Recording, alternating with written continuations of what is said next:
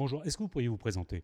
Alors bonjour, je m'appelle Ali Bouazizi, je suis élu de la ville de Goussainville en charge de l'enfance et de l'éducation.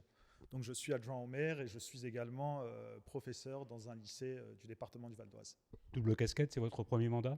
Oui, c'est mon premier mandat et cette double casquette n'a pas été évidente au début, mais finalement on a réussi à se concentrer sur et les questions politiques et puis l'expertise sur la pédagogie qu'on peut avoir. Aujourd'hui, nous sommes dans une école, et alors qu'est-ce que vous avez apporté en tant qu'enseignant et en tant qu'élu dans cette école?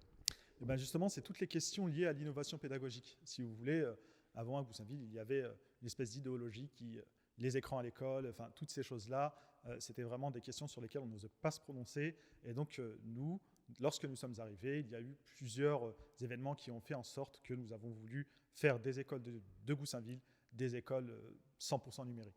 Alors, 100% numérique, ça veut dire adapter la pédagogie, ça veut dire travailler avec les enseignants, avec tous les enseignants, avant de travailler avec les élèves. Ça a été quelque chose de dur à réfléchir, à préparer un petit peu cette nouveauté pédagogique?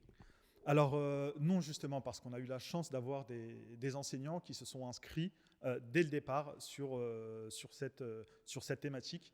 Et puis notamment grâce aux référents qu'on a dans notre circonscription sur les questions liées à l'innovation pédagogique, ils sont vraiment force de proposition. Et justement, de ce point de vue-là, ça nous a, nous, permis de faire et de développer toutes ces solutions de manière plus simple dans les écoles.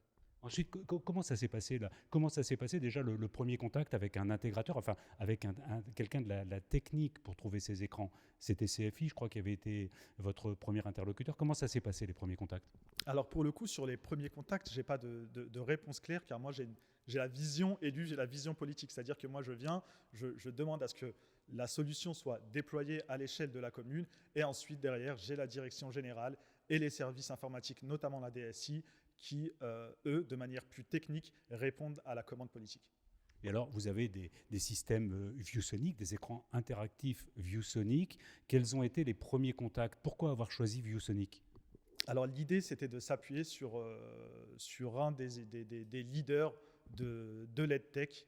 Il fallait qu'à la fois il y ait cette compétence et cette expertise au service des usages pédagogiques, au service des enseignants, mais également qu'il y ait un suivi et derrière toutes les ressources, la recherche et le développement pour accompagner les profs et pour accompagner tous les usagers de cette solution en fait. Ça représente aujourd'hui quel type de déploiement, quel volume de déploiement d'écrans interactifs sur la commune de Goussainville? C'est exactement 170 écrans pour l'ensemble des écoles. Alors nous l'avons fait dans toutes les écoles, à la fois élémentaires et maternelles. Delphine, c'est quoi l'ADN de ViewSonic? C'est l'affichage, et ça depuis plus de 30 ans. Aujourd'hui, nous avons des solutions pertinentes qui répondent aux besoins du marché de l'éducation, et ça depuis beaucoup d'années. Et avec l'écosystème MyViewBoard, on arrive à adresser le monde de l'éducation avec des solutions pertinentes qui sont intuitives, faciles d'intégration dans un établissement et également qui répondent aux besoins des cours en présentiel, en hybride et de manière distancielle. Et comment ça s'est passé en termes de réduction de la fracture numérique, puisqu'on parle un petit peu de ça? Quelles ont été les réactions des élèves? Lors de notre prise de fonction, on a été confronté à deux gros problèmes. Le premier, c'est le décrochage lié notamment à la fracture numérique, et le second, c'est l'électronisme. C'est-à-dire que les solutions qui avaient été déployées et les systèmes qui avaient été mis en place par l'Éducation nationale n'étaient pas très intuitifs pour les usagers. Donc nous, lorsque nous sommes arrivés, nous avons dû faire un gros travail avec les associations du territoire pour remobiliser ces familles et ensuite les inviter à s'asseoir autour de la table et réfléchir aux solutions qu'on pouvait mettre en place pour justement mettre cette passerelle entre l'éducation nationale et les familles. Et en ce sens, équiper les écoles de NT et de NI, c'est la combinaison parfaite parce que le NT, justement, à partir d'un ENI avec une solution, peut justement mettre en lien les familles directement via leur téléphone avec ce qui se passe dans la classe tous les jours.